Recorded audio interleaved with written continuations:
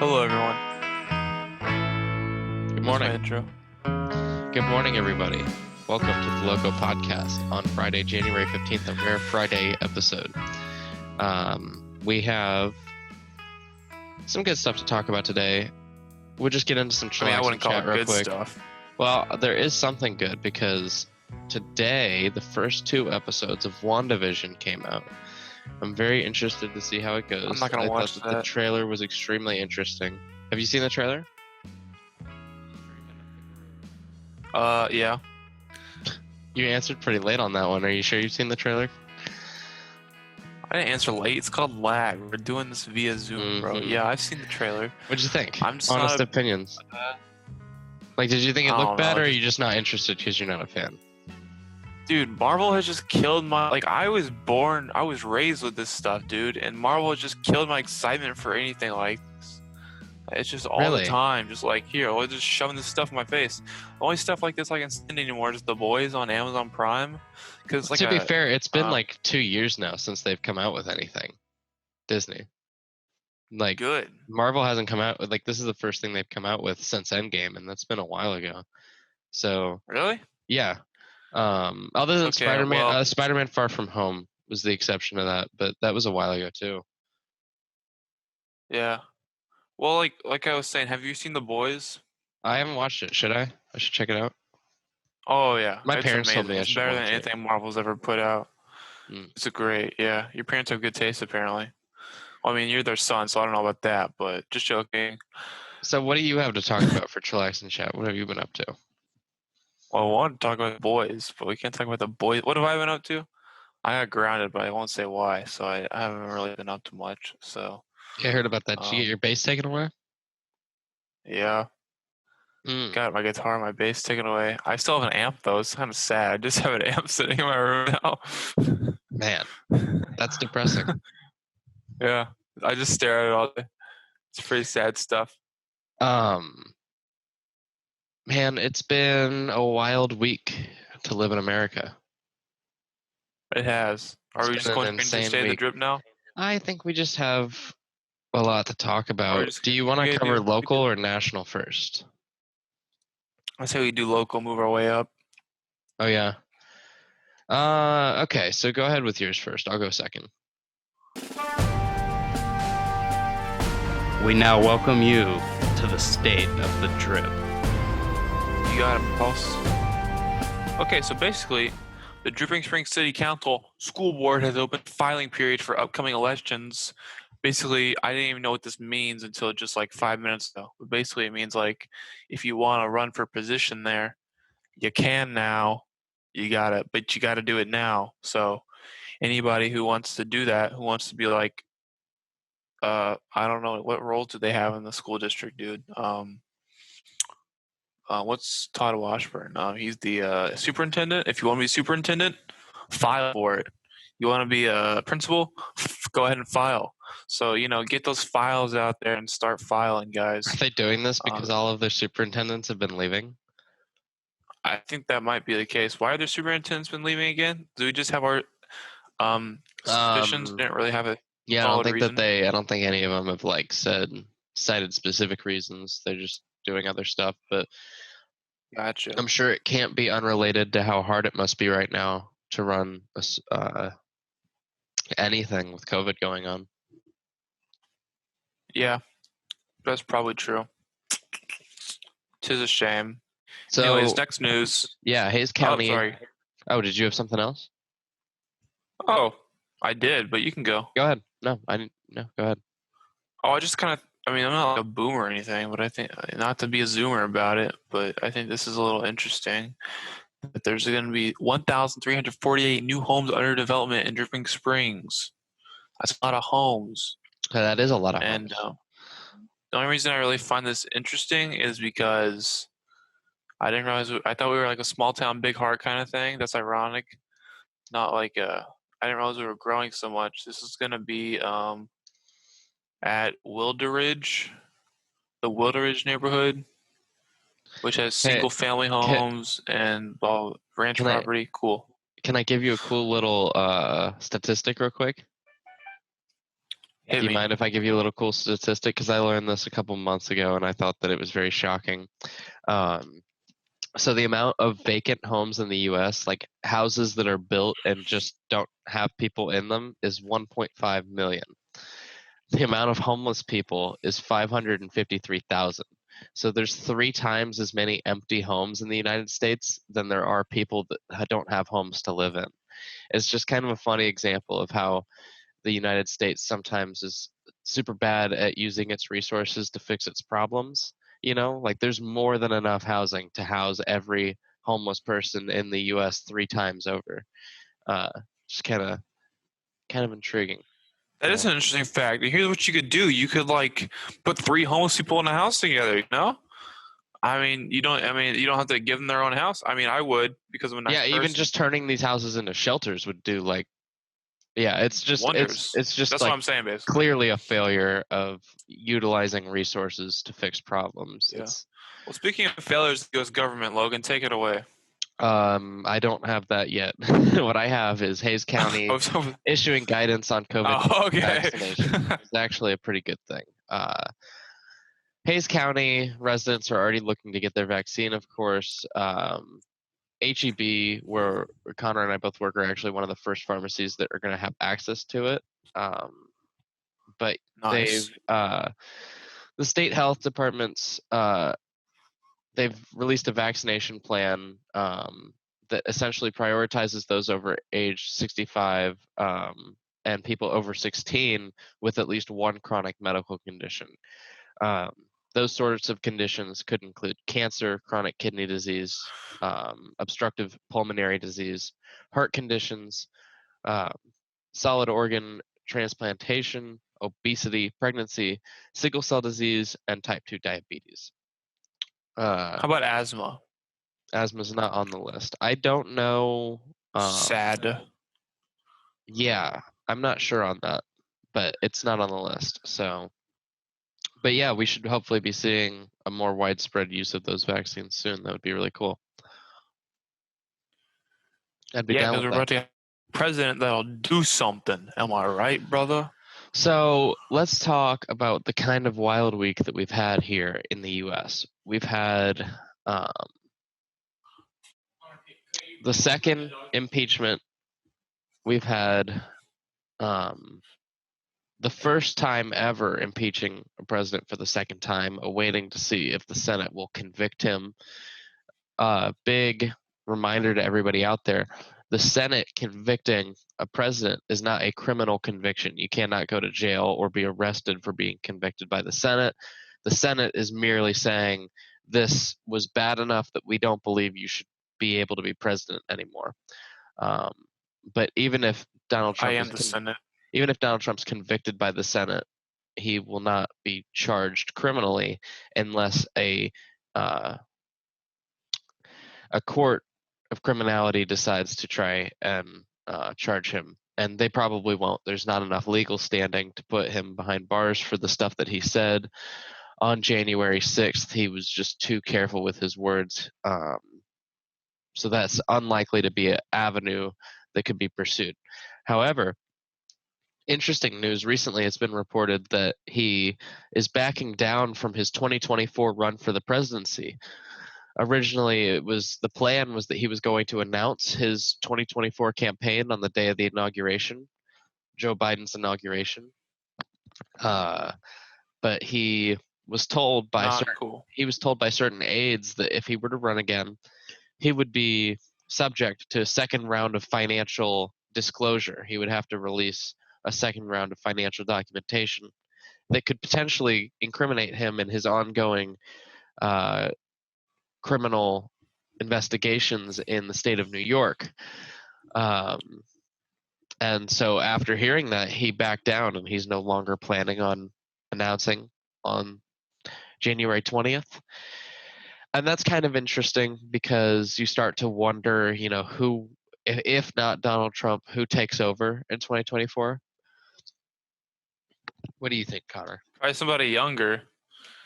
But I do have some stuff to say about this. It's interesting that, first of all, he's scared to, be financially honest, which is obviously suspicious. and Clearly give suspicious. some very, as the kids say. And that was ironic as well. I don't know. I'm not feeling it this morning. And I feel like there was some avenue that we were thinking about taking where you can make sure he can't run for president again, because we don't want that. So Right? basically, like I said, if the Senate decides to remove Donald Trump from office, technically that's called the Senate convicting the president. And if they do that, convicting the president literally means the Senate is saying the crime that we have decided that you've committed is bad enough that we don't think you should be allowed to hold the office of president again. So it would immediately take him out of the office of president, and he wouldn't be allowed to run for it again. It's not sure yet whether or not that's something that's going to happen. Mitch McConnell has said that he seems to be in favor of doing it, but then he's also said many things before that don't always happen. So, we have to wait and see. Mm-hmm. What I was thinking, though, is that it's really the Republicans have put themselves in a tough spot here because on two fronts. They've got, really three fronts. I've been watching a lot of political commentary on this, not from major news sources, but more from political strategists that go through, the map and talk about the different areas in which the Democrats and Republicans have advantages and disadvantages. And basically, the problem is that the Republican Party has turned into the Trump Party, and they've polled at like 60% of Republicans only want Donald Trump at this point. And I think that if they try to run anyone other than Donald Trump, it's going to be a huge failure, because now they've got themselves to a point where if it's not Donald Trump, nobody's going to be excited for it. So I think they're starting out with a losing stance when it comes to the 2024 presidential race. And then you consider that normally when you have an incumbent president that has a majority Senate, like we Democrats now have the Senate and the presidency, generally you see that the majority loses that majority following the next 2 years because there's a pushback against the president. But the way that the Senate races are looking right now, it's looking like the Democrats might actually gain more seats in 2022, giving them an even more solid majority. And then you look at the governor's races that are coming up in 2021, 2022. It's starting to look like even the Democrats might take a majority of the gubernatorial races, the races for the governor. And, you have to start to wonder if there is a recovery for the Republican Party at this point. I'm starting, the option, if Donald Trump doesn't get removed from office, he might not even run as a Republican next time. He might try to run as an independent ticket, which would just destroy himself and the Republican Party. If he did that, it would be I don't even know if they'd win a single state if they did that in the presidential race. It's just not looking that positive right now for the Republican Party. I think many of them are very upset with Donald Trump right now because they see that he has done this to them. But you have to wonder if he did it to them or they did it to themselves, because it was Donald Trump that they hitched their wagon to. And, it's sometimes your actions have This is what happens. Sometimes your actions have consequences, and it seems like maybe the consequences are that you don't have a majority in any part of the government anymore. The one part of the government in which they have a majority is the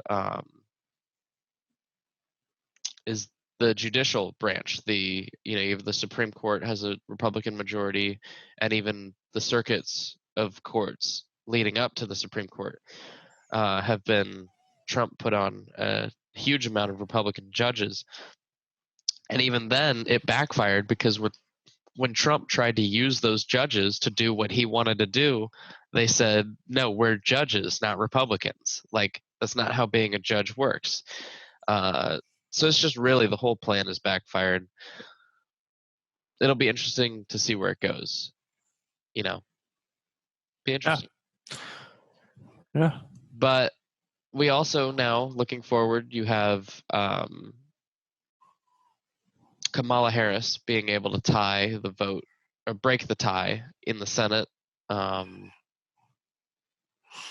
don't know if you knew this, but apparently the impeachment proceedings against Donald Trump, their attempt to remove him in the Senate is actually going to hurt Joe Biden because he's not going to be able to confirm his cabinet positions as quickly. The Senate needs to confirm most of Biden's cabinet positions before they can get to work. And because the Senate is going to be busy debating over whether or not they're going to convict Donald Trump, they actually have to postpone those votes. So it might actually be a slower start to the Biden presidency than it would have been had the events on January 6th not taken place. Dang. Bernie gonna be in that cabinet though? Question mark. No. He was hoping to be, I believe, Secretary of Labor, and somebody else was picked. And I believe that the reasoning that Joe Biden gave was that Bernie will be more useful in the Senate. I don't necessarily disagree. I think Bernie Sanders is in one of the most powerful positions he's ever been in. Because of the Senate majority, he can try and push the agenda in a way that is going to be more effective than, I don't have too much hope that the Joe Biden presidency brings a bunch of change unless people like Bernie Sanders really push for that change, So it's good that he's staying in the Senate because he can kind of push those agendas forward. You got anything you want to add? Yeah, that's fine. We didn't talk much about the insurrection. You're a very smart child. We didn't get to talk much about the insurrection because that was actually, we were talking about the Senate races last week, and then as soon as the podcast stopped, I turned on the news and there was, sedition. People in the Capitol. There was sedition by domestic terrorists, and we condone the violence, and we condone the hatred, and we condone white supremacists, and we condone basically all of it. Not basically all of it. All of it. All of it. Yeah. All of it. Yeah. I mean, I wanted to be clear, though. I'm not against the initial rally. I think it's okay that people rally and try to have their voices heard. But as soon as you start heading towards the Capitol, going on to trespassing, breaking stuff, it's wrong. Killing people. Of course. 2 police officers died. It's horrible. Yeah. I mean, there's a video clip of a police officer being beat with an American flag. I mean, literally somebody's holding an American flag. I saw that. And beating the officer is just terrible. But anyways, let's, you want to go ahead and get into music? It looks like Chris is ready.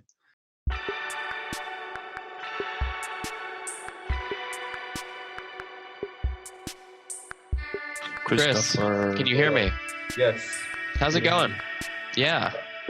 Well, I'm in a storage closet right now. So you're in a storage closet? That's fun. You got a nice microwave back there? Yeah. I don't know what it's cooking, but it's cooking something. Oh, yeah. All right. What do you have for us, Chris? Do you have an album to recommend? I do have an album, actually. I'd love to hear about it. It's called Your City Gave Me Asthma by Wilder. And it's kind of one of those, sad song albums, but okay. Listening to it a lot, like over the past couple of days, it's a pretty good album. I'd highly recommend it. Yeah, I've got it up on my computer now. It looks like it's, I love the album cover. That's super cool. Yeah. No, definitely. Is it, Your City Gave Me Asthma? Yeah. That's pretty cool. Is there a song on the album that you would say is like your favorite? Oh, that is a hard one for me. Yeah.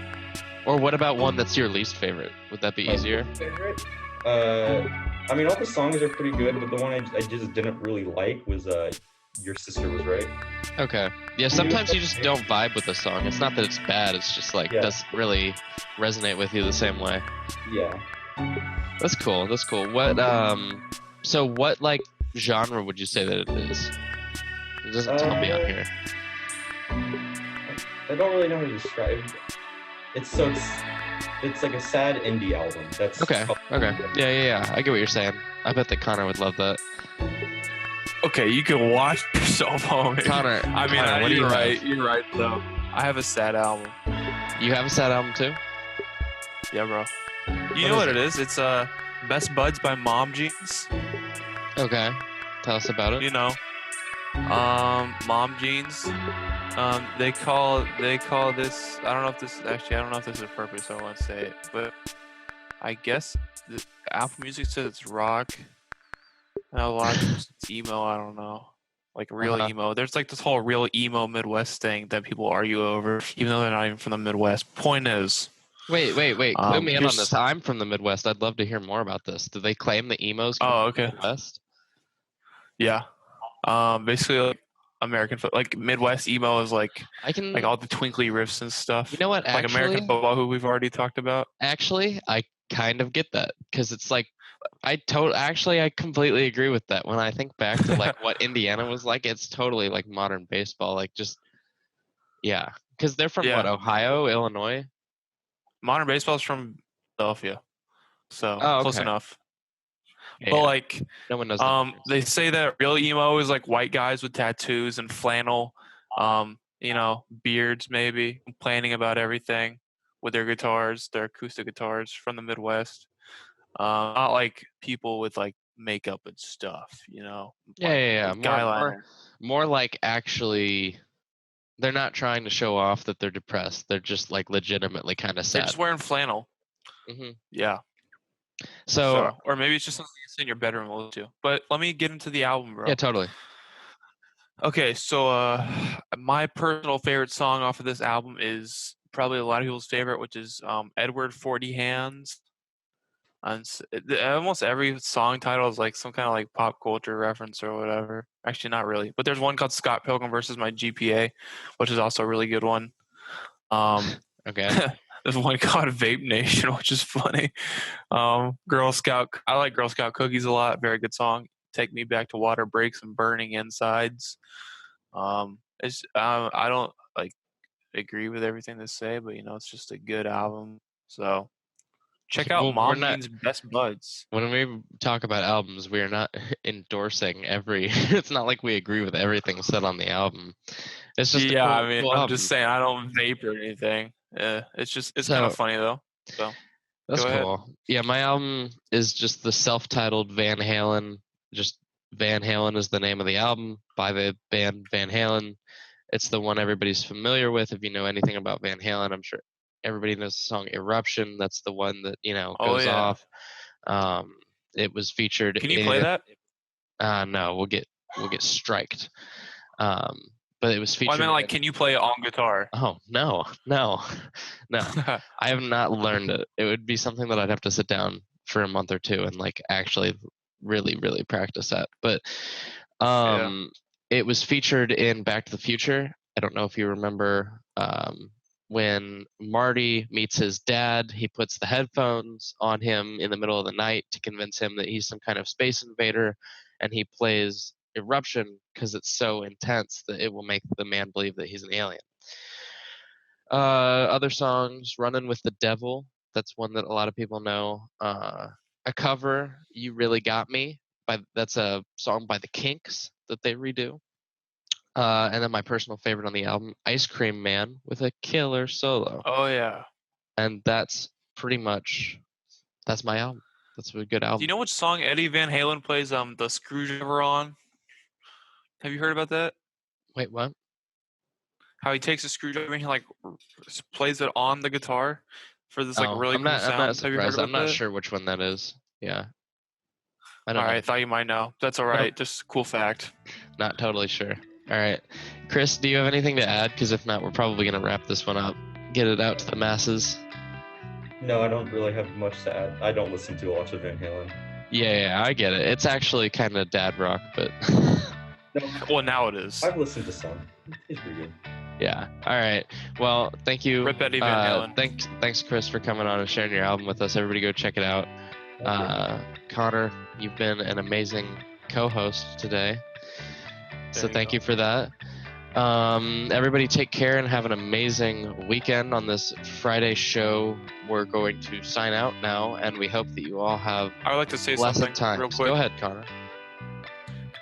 We have for the last 2 weeks not had any Conspiracy Corner of Ashes of Alexandria. This will be I promise corrected. you we'll get back to that next week. Yeah. Logan and I have both been extremely busy. but I feel like we still had stuff to talk about, so I'm proud of that. But Yes. we'll get back to the enjoyable content that was less politics and more just having fun next week. So Absolutely. All right. Sounds good. See you All then, right. everybody. Have a good one, everybody. Peace out. Sayonara.